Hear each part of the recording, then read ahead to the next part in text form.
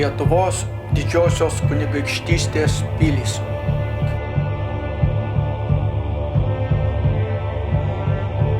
Liškiavos pilis. Archeologų duomenimis žmonės čia gyvenę 3-2 amžiuje prieš Kristų. Jie buvo dainaviečiai ar kaip slavai vadino jotvingiai. Liškiavoje yra 3 kalnai piliakalniai. Vienas vadinamas Alkakalniu, ant jo buvo aukuras Perkūnui ir kūrenamam žinojo ugnis. Todėl dar vadinamas Perkūnkalniu. Čia 1450 buvo pastatyta pirmoji Liškiavos bažnyčia. Ant kito kalno apie 692 metus įsikūrė domininkonai, pastatė dabar esantį vienuolyną ir po 3 metų barokinę bažnyčią. Ant 3 piliakalnio stovi pilies likučiai. Pilis saugojo gyventojus nuo priešų nuo 3 lig 10 amžiaus. Ji buvo medinė. Padavimas kalba pasakė Revės apie kunigaikštį Kunotą, kuriam grobimo tikslais išvykus 1150 metais Lenkai jo pilį sudegino, o žmona su kitais įkaitais įsigabeno. Ant pilies likučių buvo pastatyta mūrinė pilis vadinama Naujapiliu. Manoma, kad pilį pastatė didysis Lietuvos kunigaikštis Erdvilas. Liškiava tapo viena iš svarbesnių Mindaugo pilių. Pagal kai kurios šaltinius Mindaugas per jos buvo vainikuotas karaliumi. Istorikas Narbutas sako, kad ji buvo statyta Mindaugo laikais.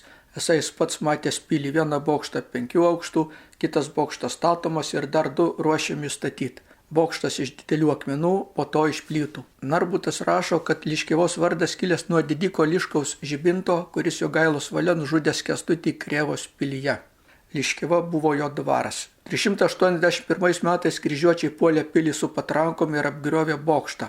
300 žmonių įsivarė į nelaisvę. Po Žalgirio mūšio pilies statyba nutrūko. Dabar yra išlikę šiaurės ir pietų bokštų liekanos ir nepanaudota statybos medžiaga akmenys.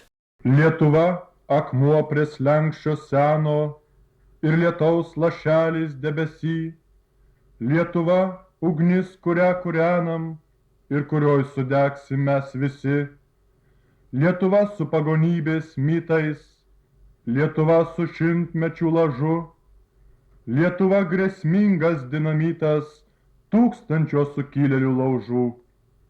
Mes visi tenai gelmiai užgimę, po lenktų sukilėlių dalgiu, ir visus mus Lietuva augino, tarsi lauką želiančių rugių.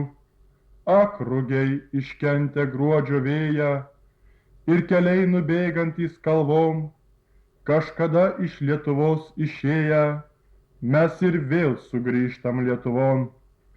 Ir čionai, kur po visų klajonių, žemėn atsiguls mano galva, nerašykit mano vardo žmonės, parašykit žmonės Lietuva.